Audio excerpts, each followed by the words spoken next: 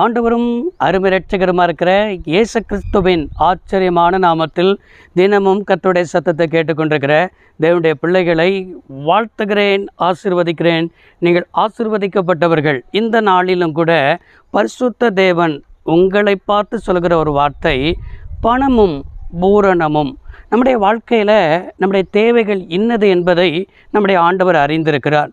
பணம் எல்லாவற்றுக்கும் உதவும் என்று சொன்ன வேத வார்த்தை, அதே வேதம்தான் ஆண்டவர் அப்போஸ்தலனாகி இருக்கிற பவுல் உத்தம குமாரனாகிய தீமோத்தேயுக்கு 1 தீமோத்தேயு 6ஆம் அதிகாரம் 10-11 இவ்வாறாய் வாசிக்கிறோம்.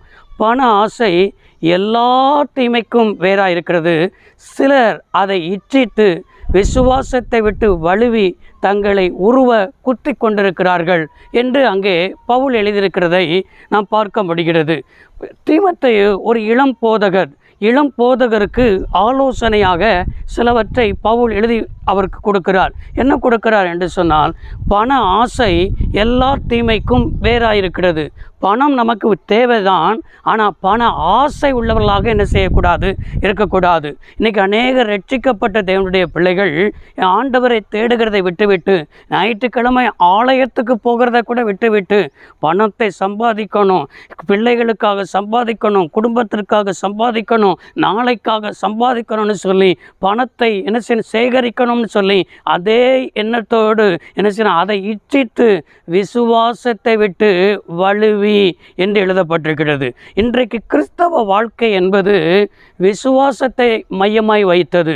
நாளைய தினத்திற்காக கவலைப்படாதிருங்கள் என்று சொல்லிதான் நம்முடைய ஆண்டவர் நமக்கு சொல்லியிருக்கிறார். நாளைய தினத்திற்காக கவலைப்படும். நாம் இந்த நாளுக்குரிய காரியங்களை கர்த்தர் அற்புதமாக சந்திக்கிறாரா, இன்றைக்கு அதிசயமாக ஆண்டவர் நடத்தி வந்தாரா, நாளைய தினத்தை கர்த்தர் பார்த்து கொள்வார் என்பதை நீங்கள் விசுவாசிக்க வேண்டும். இன்னைக்கு அநேகர் விசுவாசத்தை விட்டு வழி விலகி தங்களை குத்தி கொண்டிருக்கிறத்தக்கதாக அநேக வேதனைகள், அநேக பாடுகள். நான் அதை வேலை சம்பாதிக்கணும், நான் தான் கஷ்டப்படுறேன், என் குடும்பத்தில் நான் தான் பாடுபடுறேன் என்று சொல்லி அநேக வேதனையோடு கூட இருக்கிறீர்கள்.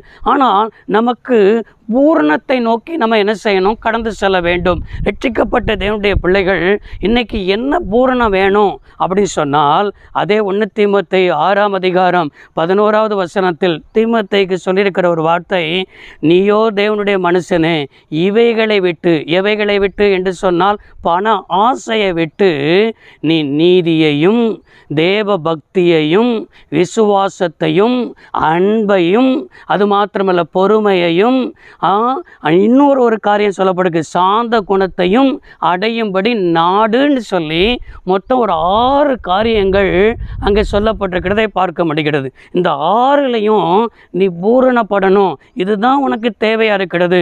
நீதியை தேடணும், தேவ பக்திக்குரிய காரியத்தை தேடணும், விசுவாசத்துக்குரிய காரியத்தை தேடணும், அன்புக்குரிய காரியத்தை தேடணும், அது மாத்திரமல்ல பொறுமைக்குரிய காரியத்தை தேடணும், சாந்த குணத்தை தேடணும். இதுதான் ரட்சிக்கப்பட்டவர்கள், இதில் தான் பரிபூர்ணத்தை அடையணும், இதை தான் தேடணுமே தவிர இன்னைக்கு எப்படிடா நான் ஐஸ்வர்யம் ஆகலாம், எப்படிடா நான் பணத்தை சம்பாதிக்கலாம், நான் எப்படிடா குறுக்கு வழியிலேயாவது பணத்தை சம்பாதிக்கலாம் என்று சொல்லி உன்னுடைய எண்ணம் தவறாக இருக்கிறது, உன்னுடைய நோக்கம் தவறாக இருக்கிறது நிமித்தம்தான் ரட்சிக்கப்பட்டு எத்தனையோ வருஷம் ஆகிறோம், இன்னும் கடன்லேயே இருக்கிறோம்.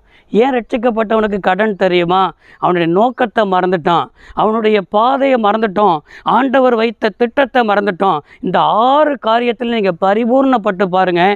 நீங்கள் எப்போ பரிபூர்ணம் அடைகிறீர்களோ உங்களுக்கு நீங்கள் கேட்காமலே ஆண்டவர் பணத்தை கொடுப்பாருங்க, நீங்கள் கேட்காமலே ஐஸ்வர்யவனாய் மாறுவீர்கள். நம்முடைய ஆபிரகாம், ஈசாக்கு, யாக்கோபு எப்படி ஆண்டவர் சீமானாய் வைத்து அழகு பார்த்தார். இவைகள் எல்லாவற்றிலும் பரிபூர்ணமாக இருந்தார்கள். அவர்களுக்கு கேளாத ஆசீர்வாதங்கள், கேளாத ஐஸ்வர்யங்கள் கர்த்தர் கொடுத்து அவர்களை உயர்த்தினது போல நீங்கள் இன்றைக்கு பரிபூர்ணம் அடைய வேண்டியதில் பரிபூர்ணம் அடையுங்கள். பணத்தை ஆண்டவர் தருவார், உடைய தேவைகளை கர்த்தர் சந்திப்பார். இதுக்கு உங்களை ஒப்பு கொடுப்பீர்களா? ஜோமனோமா சர்வ வல்லமை உள்ள தெய்வமே, அன்பு தகப்பனே, இந்த வார்த்தையின்படியே உடைய பிள்ளைகள் ஆசீர்வதித்து ஜெபிக்கிறோம். உடைய பிள்ளைகள் எல்லாவற்றிலும் பரிபூர்ணம் அடைந்து உம்மை பின்பற்றி செல்ல உதவி செய்யும். இயேசு ரட்சகர் நாமத்தில் பிதாவே, ஆமென். கர்த்தர் ஆசீர்வதிப்பாராக. God bless you all.